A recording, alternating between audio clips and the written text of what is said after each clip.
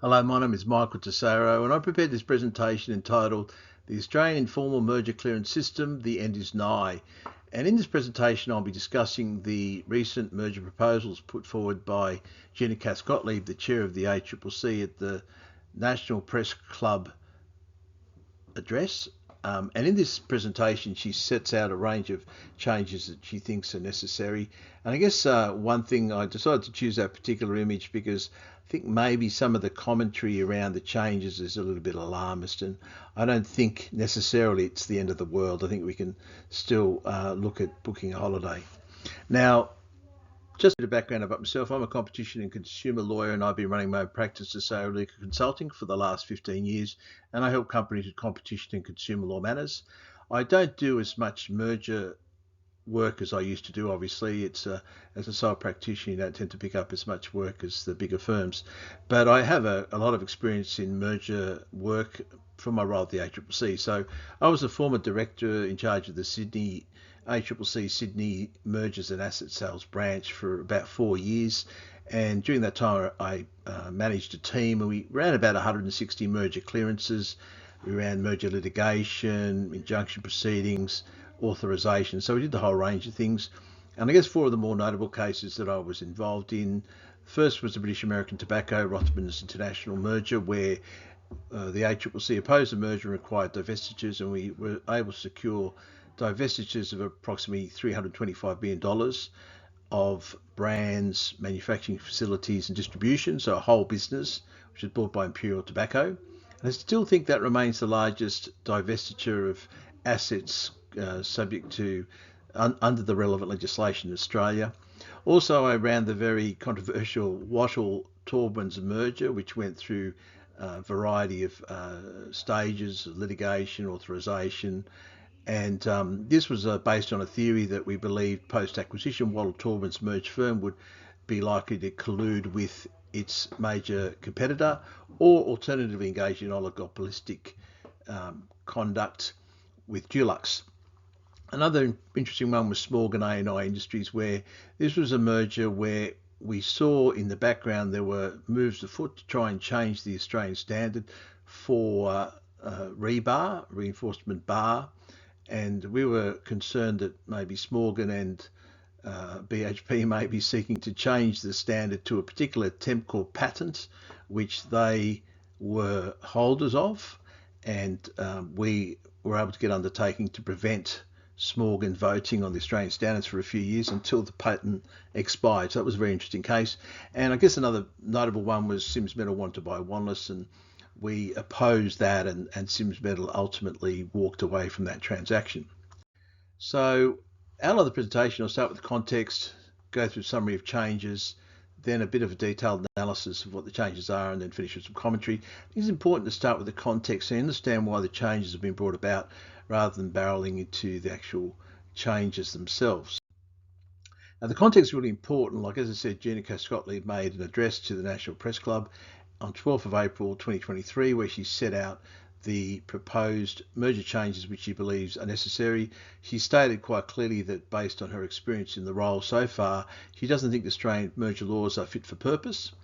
She said that this basically is her take on what has to happen in relation to merger laws, which follows on from an earlier announcement made by Rod Sims at the Law Council annual conference back in August 2021, which I was attending that conference, and it was a very wide range of proposed changes that Rod Sims, a former chairman of the ACCC, put out for comment. And I guess this is effectively Gina's take on those earlier proposals. And as I explained going through the presentation, is that she's accepted a number of the proposals that Rod set out, and also moved away from a number of other ones.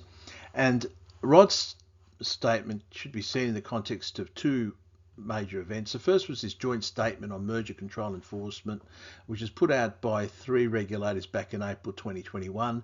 Three regulators being the ACCC, the UK CMA, and the German Bundeskartell organisation. I can't pronounce very well, but they put out a joint statement just expressing their concern about the way the merger laws were able to deal with large agglomerations of power, also some difficulties in dealing with digital mergers, which were happening very quickly and on a large scale, whether they had the tools they needed to take quick action to prevent mergers and to deal with these loss of innovation occurring from what they described as killer acquisitions. So there was a global concern about whether merger control tools were adequate for the job.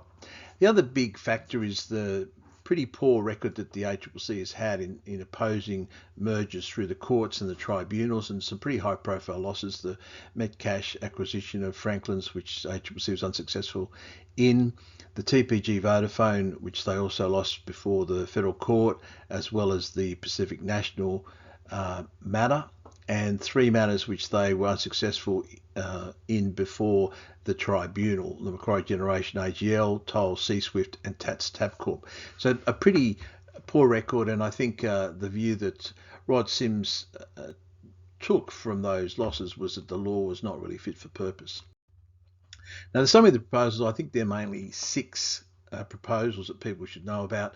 First, the new formal merger review process, a notification waiver system, which is a sort of a new idea, changes to the merger test, which is different to what Rod proposed in some respects, a second stage public benefits test, which is also a new idea, some clarification about the role of the Australian Competition Tribunal and their role in reviewing ACCC decisions, and then some additional merger factors.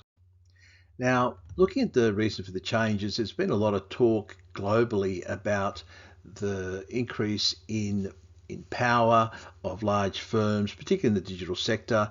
And as you can see, the International Monetary Fund was concerned about these increases in market power and believing that these were having very negative impacts across the board at a macroeconomic level. So weakening investment, deterring innovation, lots of killer acquisitions, reducing labour income shares, and making it actually more difficult for governments to manage monetary policy to stabilise output. So they're identifying some very big macroeconomic implications of the growth of power of large entities, particularly in the digital sector.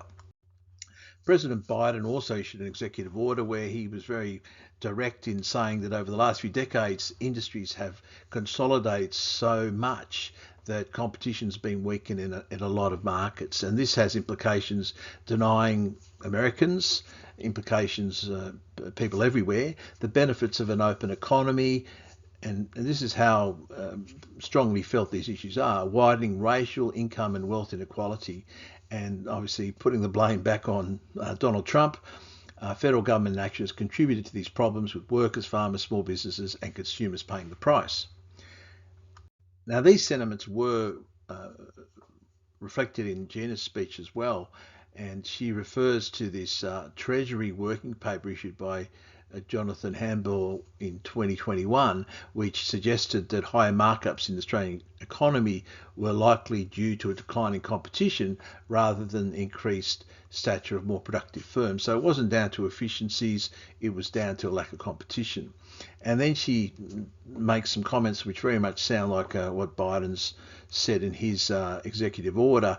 And I'll read it. As I stand here today, many Australians are counting every dollar. I'm concerned that consumers in the Australian economy are particularly exposed in the current environment of uncertainty and vulnerability from supply chain pressures, geopolitical issues, and the climate change transition. In addition, technological advances are driving rapid structural changes to markets. So consumers are missing out because markets are becoming more concentrated, and clearly merger laws are a big part of trying to restrain that concentration of power. Now, another big concern that was expressed both by Rod Sims and Gina Gottlieb is the alleged gaming of the system. And what Gina said on this point is that they're finding the business of pushing the boundaries of the informal regime. So the way the informal regime works is companies come in, there's a lot of trust, and that's the only system I ever knew at the ACCC, where companies come in with their legal advisors and tell you about the industry. You conduct your investigations and you talk to customers and other competitors, but you do rely on the parties to tell you the truth.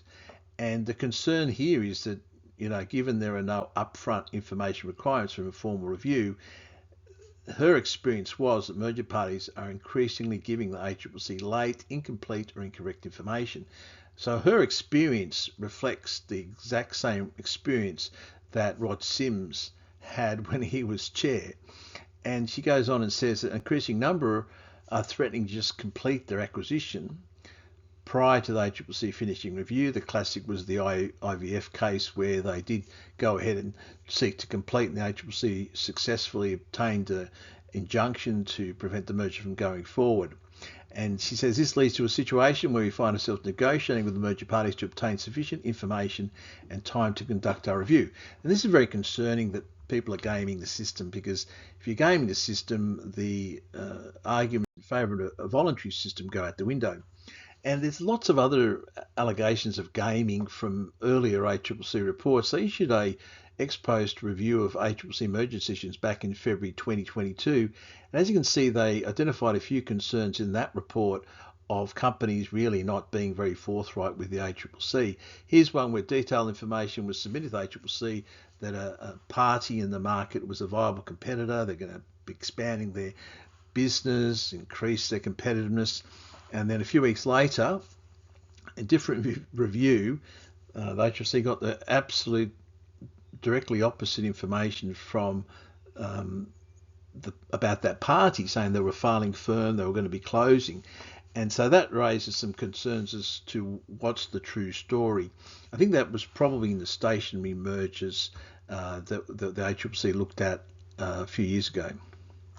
There's also this acquisition where the acquirer's internal documents anticipated material revenue increases that would result from a merger attributed to price increases post-merger. So obviously the acquisition of market power through the acquisition, and then these forecasts mysteriously vanish from later versions of the document when the engagement with ACCC is anticipated. So it sounds like doctored documents are getting provided to the ACCC. And so this is a big concern about the correctness of information being provided to the ACCC in order to make assessments about competitive impacts. A couple more examples was a merger party making these definitive submissions about how a merger was necessary to give it the ability to upgrade and expand the target facility to bring about further competition. So it's saying we're going to acquire this company and we're going to take the target's assets and we're going to upgrade them and we're going to enhance competition. And so the ACCC gave the party some credit for that pro-competitive argument, which would have increased competition. But then when they did the review, the ACCC did the review, the expansion that the merger party had been talking about hadn't happened. It didn't actually go ahead. So the question is whether it was something that was just put forward as an argument to try and get the merger across the line, but wasn't actually ever going to be followed through. There might be some legitimate reasons why these plans weren't implemented, but it does raise some suspicions. And then the final one, which is probably the most serious one, the merger party did not disclose its imminent acquisition by another overseas participant. And so the omission affected the accuracy of that party's written submissions and the ACCC's competition analysis, which identified new greenfield entry by the overseas firms as a competitive restraint.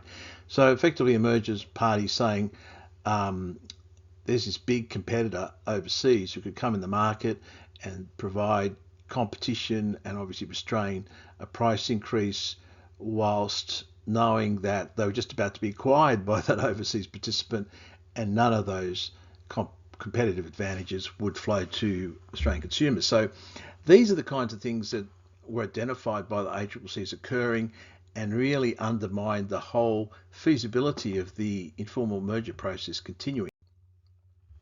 Now, other reasons for the changes, the point that Gina Cascotley makes is we're actually an outlier when it comes to our system, probably the only jurisdiction in the world that has this informal system.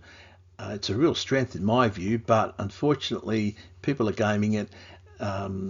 There's a strong emphasis or strong need to bring it in line with overseas jurisdictions, and as she says, this will bring us in line with most other OEC jurisdictions. And it's very hard to argue against that, because very often when governments are looking at change, they're seeking to be in line with world best practice, and if everybody else is doing it a particular way, it's hard to argue that that isn't world's best practice. Also, there's an implication, I think, in Gina's speech that the current system is skewed towards clearing mergers.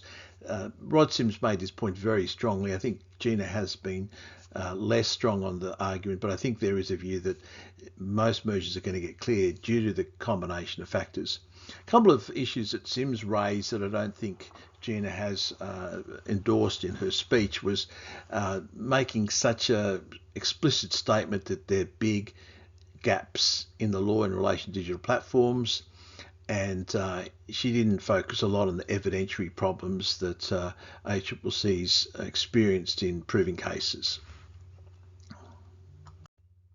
Now, as I said, the first proposal is a new formal merger review process, which is mirrored in every other major jurisdiction in the OECD and virtually every jurisdiction I can think of. And that would be a mandatory requirement for companies to tell the ACCC that they're proposing a merger if they're above a specified threshold. And the key thing here is that transaction could not occur once it has been suspended. Once it had been notified to the ACCC. So it's a suspensory system. So this will prevent the system that arose in IVF, where the ACCC has to quickly prepare its evidence and seek an injunction from a court to stop a merger going forward. And also in Taubman's Waddle, we had to do the same thing. We had to prepare an injunction case to prevent that merger going ahead because there was a intention to do so. So this would mean mergers would not happen, and the ACCC would not be in a position of having to beg parties not to complete or seek injunctions. There'd be upfront information requirements. So the question is, how onerous are they going to be? In both the US and Europe, they're very onerous. They have a stage 1 and a stage 2 information gathering process, and they're very rigorous, very rigorous, very costly to do. Costs tens of thousands of dollars to prepare those information requests. So that's obviously going to increase the costs of merger applications in Australia. And ACCC also wants a call-in power. So even though they're going to have the thresholds, they want a power to call in particular acquisitions which may fall under those predetermined thresholds if they believe there's a problem that could arise. And these might be niche industries where somebody has a particularly strong influence in the market, which may not be reflected by their market shares or sales. The second major change is the notification waiver system, and this is something that is new, I think, under Gina Cass-Gottlieb's proposals. And this sort of retains some of the informal clearance process. So parties who are proposing a non-contentious transaction could apply for a notification waiver, which would, I guess, exempt them from having to provide the whole amount of information and to put a full formal application for the merger forward. And so that would mean that the merger could be dealt with expeditiously. And this is a good change because it preserves some of the benefits of the informal system.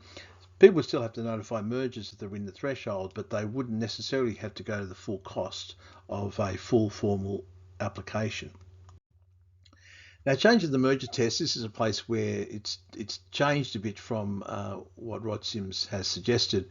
Here, they're talking about the merger would not be cleared unless the ACCC was satisfied that the merger was not likely to substantially lessen competition. So the ACCC must be positively satisfied that there is no likely substantial lessening of competition. This seems to me pretty close to reverse onus of proof, because at the moment the ACCC has to prove that the mergers has the purpose or effect of lessening competition in a market. Now it's going to be up to the parties to satisfy the ACCC that the merger is not likely to lessen competition. So I think that's a very big change, actually, because they're putting a lot of the onus back on the parties to prove a positive case. Also, and this is a difference to Rod's proposal, but to make sure through a legislative change that the concept of a substantialist in competition includes the concept of entrenching, materially increasing or materially extending a position of substantial market power. So, as she explained in a talk, this would ensure that the focus is not just on the incremental change or the increase in market share arising from the merger, but the overall enhancement of dominant positions by large firms in markets. Now, I'm not entirely sure what that means, but I think it obviously gives the ACCC a bit more discretion to oppose mergers and I guess dynamic competition issues, which have been looked at in a great deal of detail in the recent cases in the CMA, looking at Meta and Giphy. And she specifically mentions that this change will assist the ACCC in opposing killer acquisitions, which may be reducing innovation. And I think the focus there is very much on digital markets. The next change is also a new one, and this is the second stage public benefits test, and this is a really good change, I think. It's talking about the initial proposals didn't have this option of a public benefit test, but they got a lot of feedback from people saying this is important. And the way it would work is that merger parties could apply for approval for their merger, and they fail in satisfying the ACCC that the merger will not be likely to substantially lessen competition, but they could have another bite of the cherry. They could actually then apply to the ACCC for clearance on public benefit grounds, and that's where you could argue primarily efficiencies arising from the merger, but any other public benefits that might be benefits in relation to environmental issues, any ESG issues probably could be raised, and the scope of public benefits is very broad. The tribunal, the various iterations of the Australian Competition Tribunal have taken a very broad view on what constitutes public benefits. So that gives parties sort of a second opportunity to get a merger through on public benefit grounds. Another change, and this is sort of a reverse from, I think, Sims's position, and what's being said here is the Australian Competition Tribunal will be the appropriate body to review ACCC decisions, and the Federal Court would still have a role in terms of declaration. So for parties want to go to the Federal Court and get a declaration the merger was not likely substantialist in competition, they could still do that. So I think the proposal, as I understood them from Rod Sims, was very much to exclude the Federal Court from the whole merger review process and really have it totally focused on the Australian Competition Tribunal. I thought that wasn't a proposal that was likely to get much traction with government, so I think this is sensible for Gina to take a step back from the earlier proposal. And then the idea of adding some merger factors, it's a fairly uncontroversial proposal. There's a bit more substance to what the new merger factor should be. I think a couple of these were proposed by Sims, so there's probably two new ones, but the loss of actual potential competitive rivalry, so that's specifically a merger factor. I think you tend to take that into consideration when you're looking at a merger anyway, but make it specific obviously assists the ACCC. Increased access to or control of data, technology or other significant assets. So there's clearly a focus on digital platforms, but something that's very, very important. There are huge barriers to entry associated with data, the levels of data.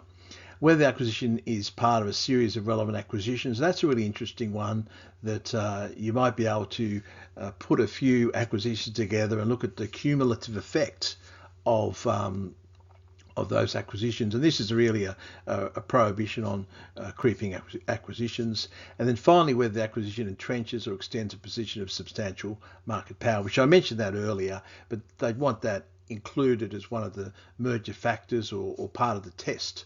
That is something that has to be looked at by the ACCC and obviously ultimately by any review body. Now, a couple proposals seem to have been abandoned by Gina Cascolo. I'm not too sure if she specifically abandoned them, but they seem to be abandoned by omission. One thing what Sims wanted to do was change the definition of likely, and this goes back to the evidentiary problems he associated with that test. And the test that he wanted was a possibility that is not remote.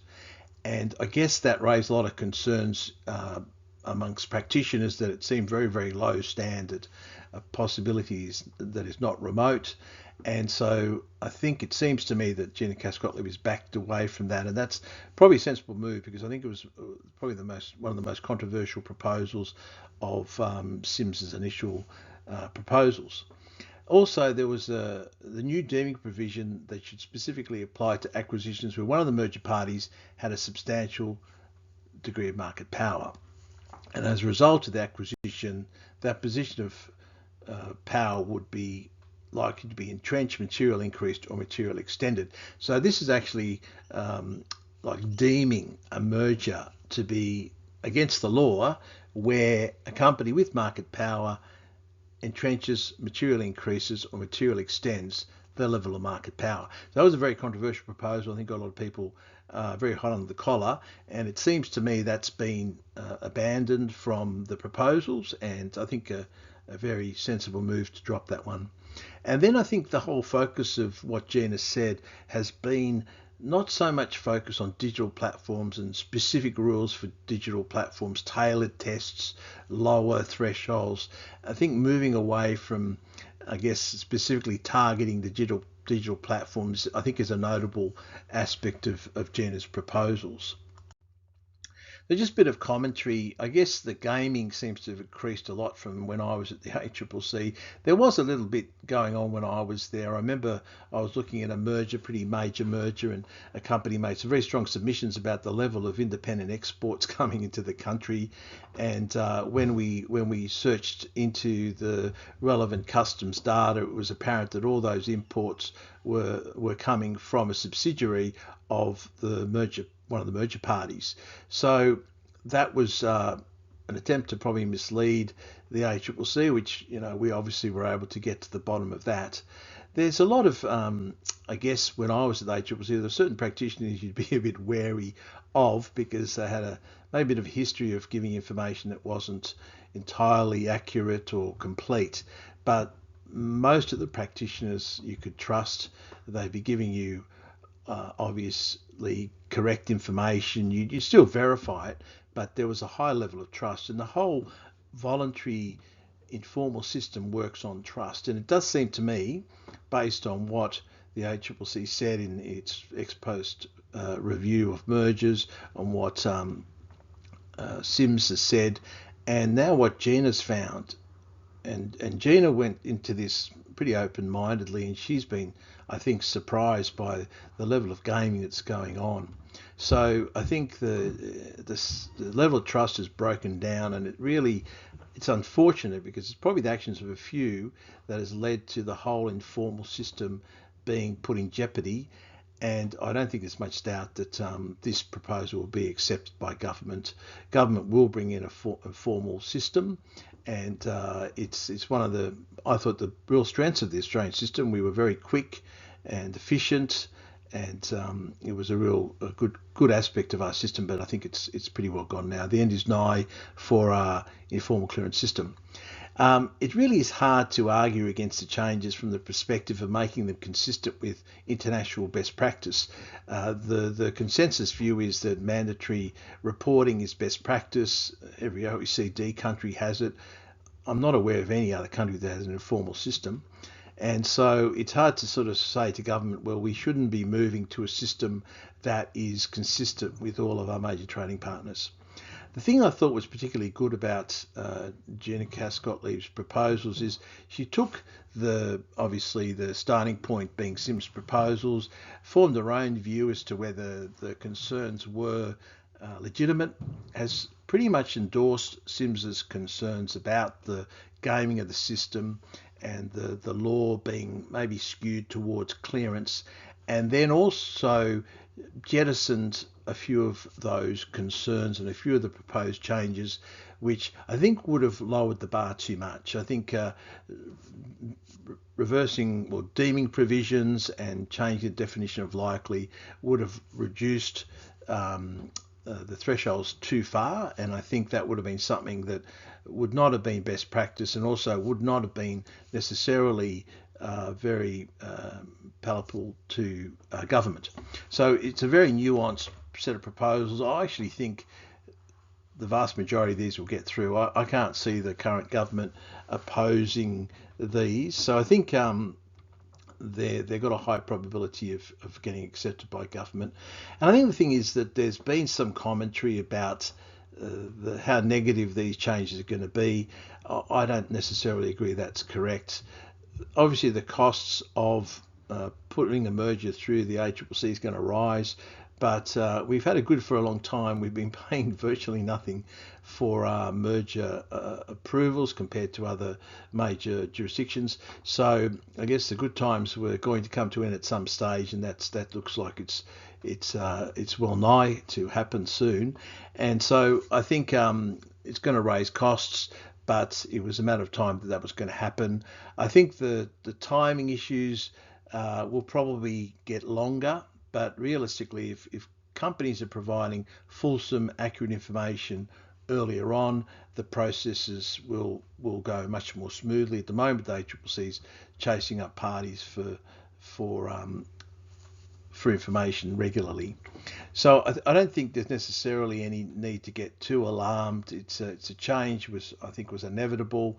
It's unfortunate that maybe a few bad actors have ruined it for everybody else, but I think that ship has sailed. So I think the end is nigh for the Australian merger clearance system, and it'd just be a question of how quickly the government responds to these proposals and signals whether they're in agreement or not.